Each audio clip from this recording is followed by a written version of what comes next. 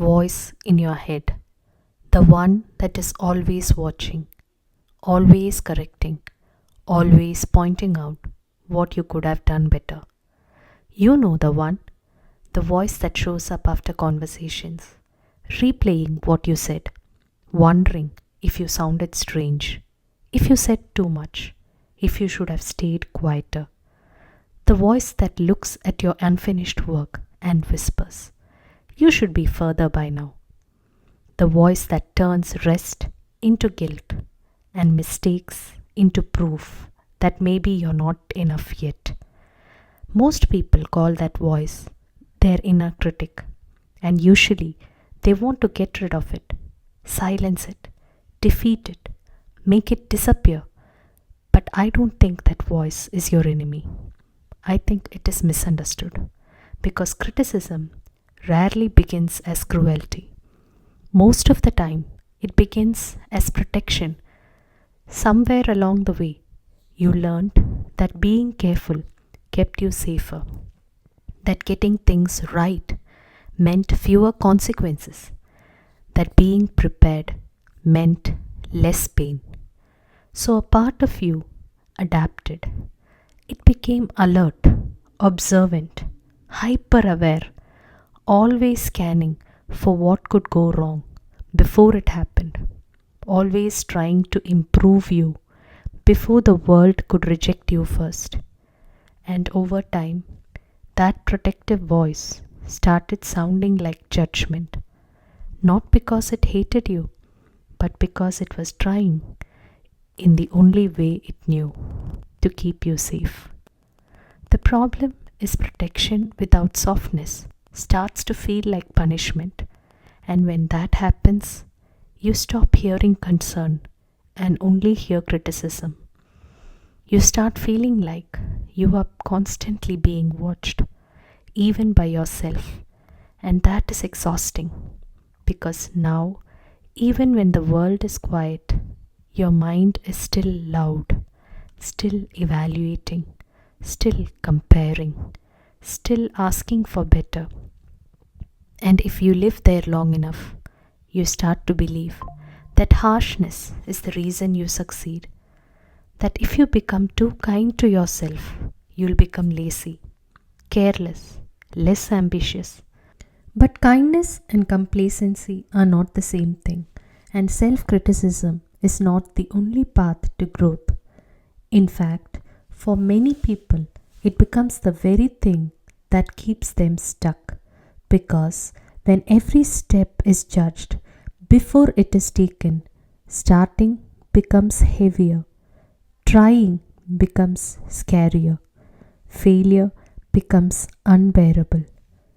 So instead of moving forward, you hesitate, you overthink, you delay, you wait until things feel perfect, which they rarely do. And then the same voice says, "See, you never follow through." It becomes a cycle, and cycles like that don't break through force, they break through understanding. What if instead of asking, "How do I silence this voice?" you asked, "What is this voice afraid of?" That changes everything. Because beneath criticism, there is often fear. Fear of rejection, fear of failure, fear of being seen clearly and not being chosen anyway, fear of disappointment, fear of becoming someone you promised yourself you'd never be. That voice is often carrying fear, not truth, and fear speaks urgently. It sounds convincing, it sounds like authority, but urgency is not wisdom. Sometimes it is just anxiety wearing the mask of responsibility, and once you see that, you stop obeying every thought as if it were a fact. You begin to separate guidance from fear, discipline from shame, truth from habit. And that doesn't mean you ignore yourself. It means you listen differently. Instead of hearing, "You're failing," you ask, What are you trying to protect? Instead of, you're not enough, you ask, what are you afraid will happen if I rest? That is a very different relationship because now you are not at war with yourself. You are in conversation, and conversation creates compassion, not the kind that lets everything slide, the kind that says, I understand why you became this way. And also, we don't have to keep living like this. That is healing. Not destroying parts of yourself, but teaching them safety. Teaching that protective part of you that love does not require constant pressure, that growth can happen without humiliation, that you do not need to be afraid of yourself to become better. Imagine how much energy returns to your life when your mind becomes a place you can actually rest in.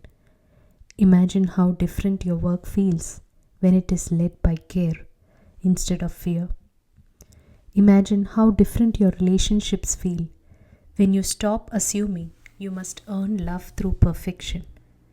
That shift begins quietly, not by becoming endlessly positive, but by becoming honest, by noticing the voice without automatically believing it, by choosing curiosity instead of immediate self punishment.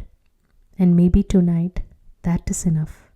Not silence, not perfection, just a softer response to the part of you that has been trying so hard to protect you. Your inner critic is not proof that you are broken, it is often proof that you learn to survive. Now you get to learn how to feel safe without being at war with yourself. I believe in you. You don't have to carry everything alone. I'll be here.